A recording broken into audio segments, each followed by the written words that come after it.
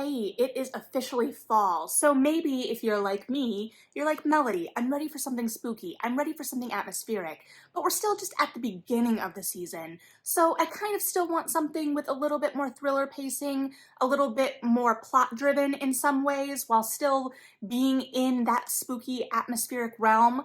Don't worry, because I read something this week that I think is perfect for that. And if you've been with me for a second, you know that I've kind of been reading this book for longer than this week, but I went back and restarted because I decided that The Hacienda by Isabel Cañas was actually perfect for the fall rather than the spring. This is a great spooky gothic in the tradition of all of the greats. It fills any craving you may have been having after Mexican Gothic. It is reminiscent of the Shirley Jackson, of the Rebeccas, of all of those favorites. And as it has a blurb on the front cover from Rachel Hawkins, I actually feel that that is a great comparison too. They both pull on kind of those tense atmospheres, but are very fast-paced. So this takes place in 1823 after the War of Independence in Mexico, and it follows our protagonist Beatrice, who has married this man who is in favor of the government at the time, and part of this is that her father was part of a revolutionary circle that was murdered. He ended up kind of bridging the gap of the revolutionary and then the government that took place immediately after the revolution, but he was taken out in kind of the next coup, the next round. And after this, Beatrice and her mother had to go live with her mother's family, and her mother's family do not treat them well. It is very evident that they are looked down upon by this family. They view Beatrice's father as a traitor in many ways, and it also alludes to the class differences at play because Beatrice is darker skinned, and it makes very clear kind of that ideal of light skin and the class implications there. And so she basically becomes a servant of sorts in her aunt and uncle's household. And yet she manages to catch the eye of this man at a party. And she views this man, Rodolfo, as her ticket out, and also a way for her to ensure security because he owns a hacienda. And she views this as an opportunity for her to gain and cling on to some stability and to build some stability for her and her mother. However, her mother does not approve. She thinks that Beatrice should have married for love. She does not like this man and his politics and what he stands for, and in many ways thinks her daughter has sold out. So Beatrice goes to this hacienda, to this new place, this very remote place, away from everything she's ever known, even as she started very isolated in her existence in the narrative anyway. And she is aiming to build a home for herself and to win her mother over, to build a place where her and her mother can thrive, and she's aiming to bring her mother to her. And so she gets to this place, and immediately, as things often happen in Gothics, things are slightly off. First of all, she has a sister-in-law that she knew nothing about, and gets the indication from their first meeting that she's not exactly welcome there, that she is an intrusion, or her sister-in-law views her as an intruder anyway. And so there's immediately this kind of clash of wills because Beatrice feels like this place is hers. And so this existence of the sister-in-law is immediately kind of a threat. And the sister-in-law views her as a threat as well. And so while it's not necessarily outwardly antagonistic, there is some butting of heads there. And it's also apparent that her husband doesn't really get along with his sister, that he judges her for something. She's running around in the fields, she's maybe drinking more than is advisable,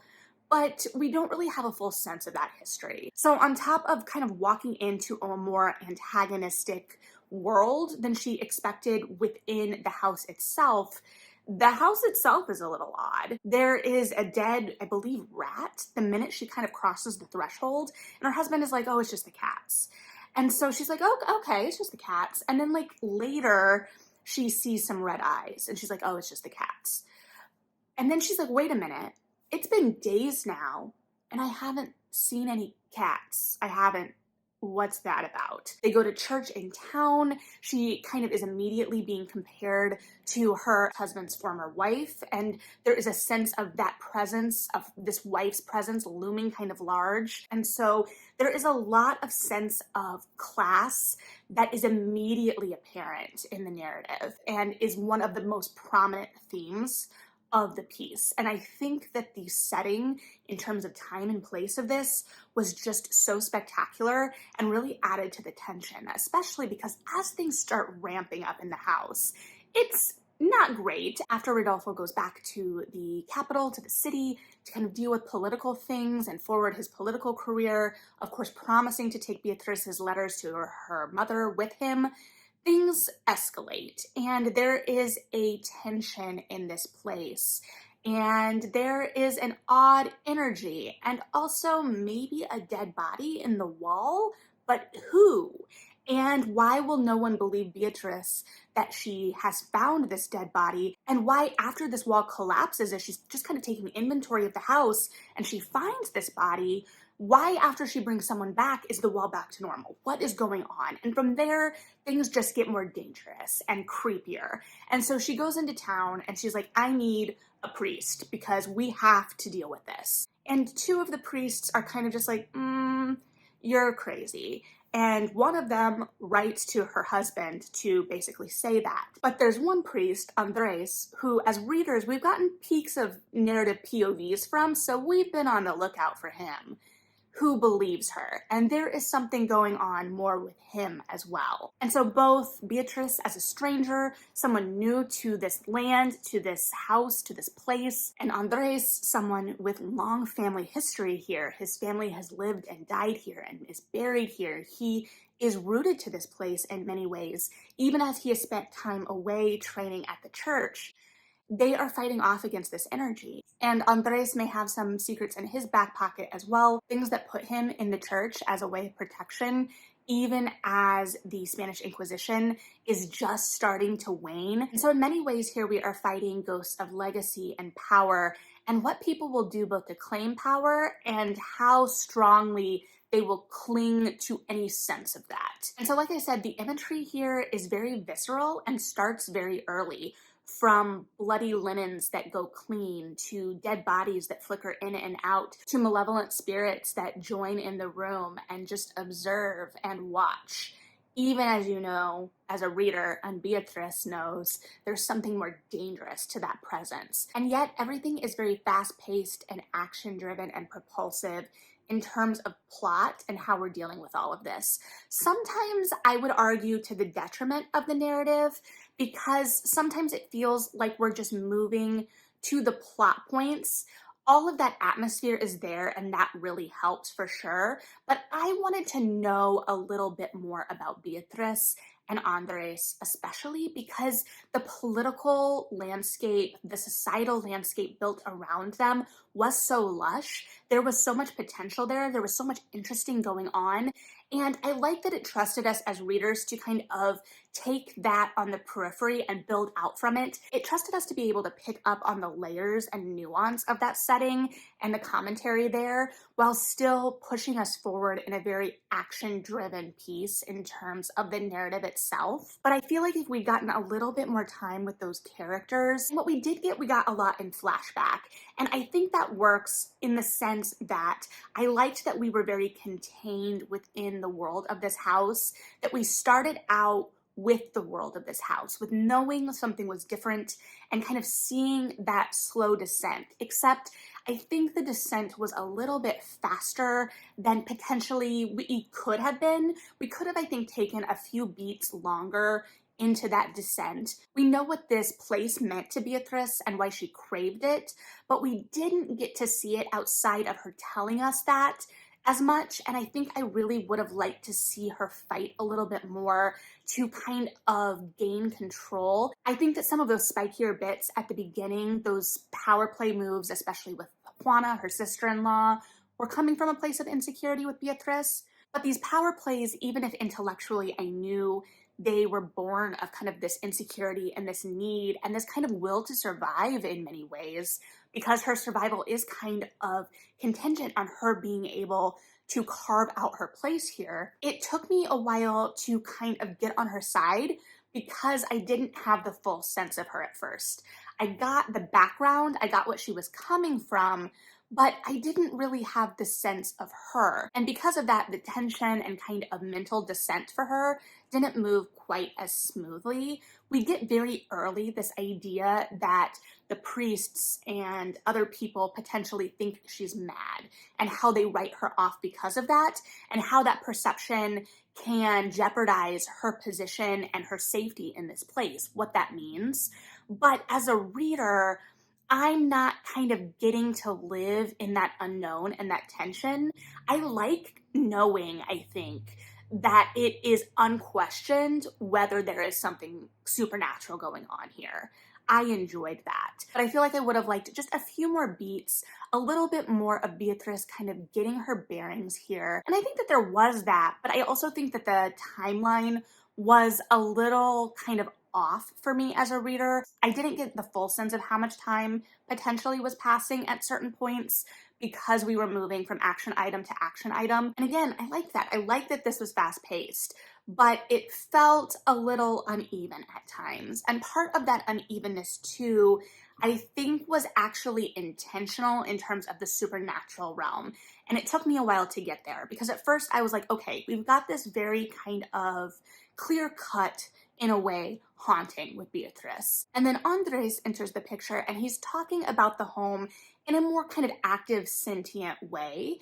And I was like, wait a minute, what is going on with that? And one, I think it was very interesting because it took a look at both of them and kind of how they approach the world and the relationship with this place, and gave us a version of the supernatural that fit within that.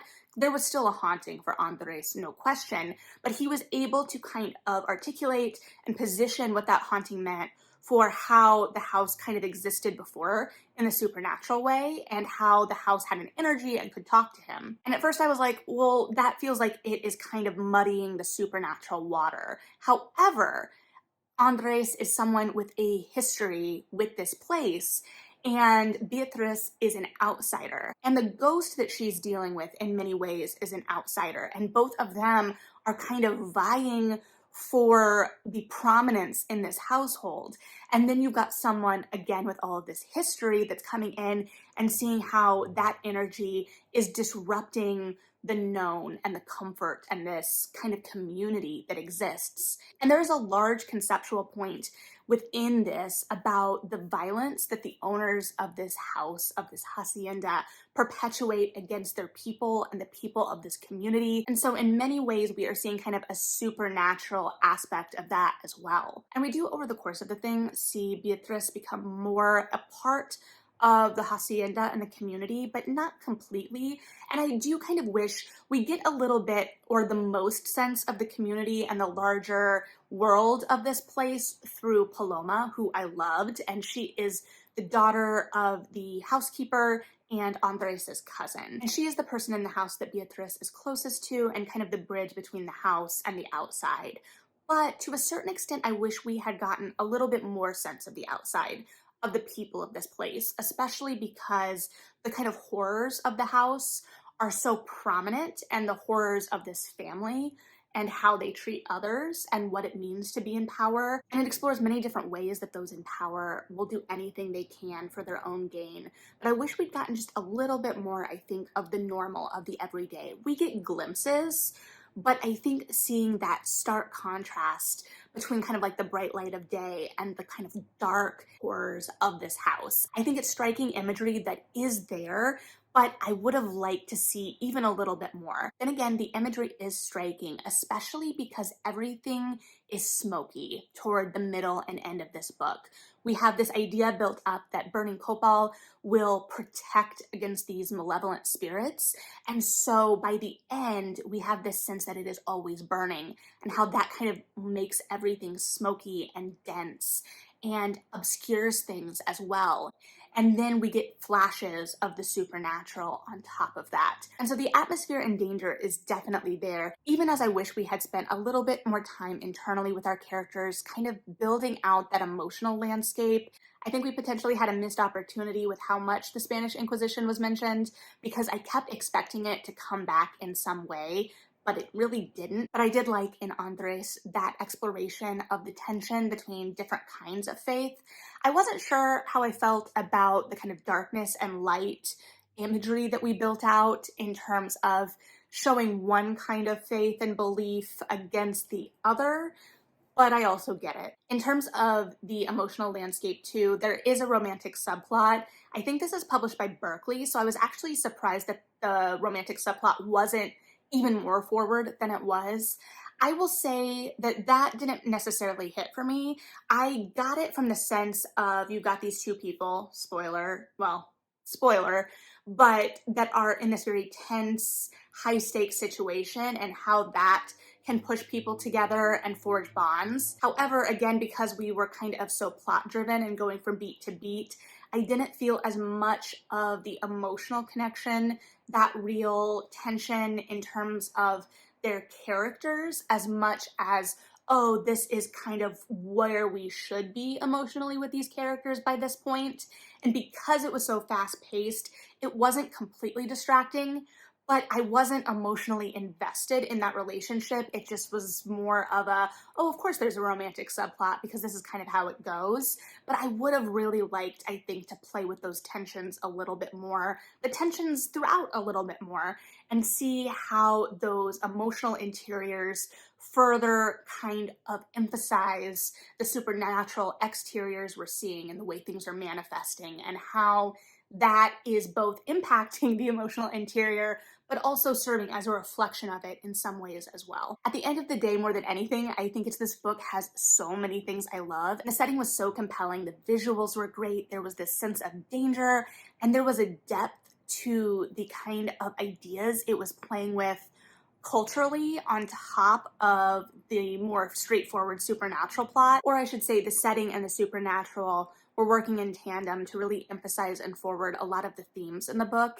And like I said, a lot of what it was saying about class and power, the relationship between the two, the violence that begets power, and the way violence lingers. And so there were all of these pieces that felt charged and fresh, and then utilizing things like the new wife coming into a home where the reputation of the previous wife lingers.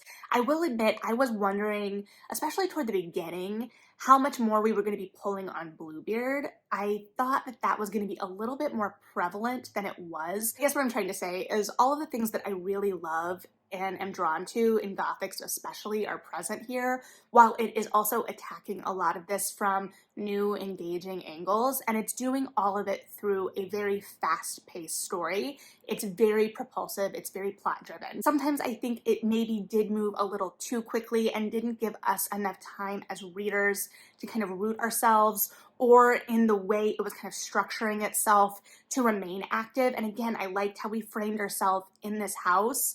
So going into the flashbacks, I wish maybe that they had provided a little bit more depth to the characters. I think with Andres, it was a lot more successful potentially for me than with Beatrice. I don't know. But I guess I wish I had seen a little bit more of them outside the house so that I could gauge how the house changed them. I think that we needed just a little bit more in terms of what that metamorphosis looked like, and I needed a little bit more of the before. Because I thought that the ending notes where we ended, both in terms of where the characters were, where the themes were, what we were saying with everything and with the choices, I thought all of that was really great.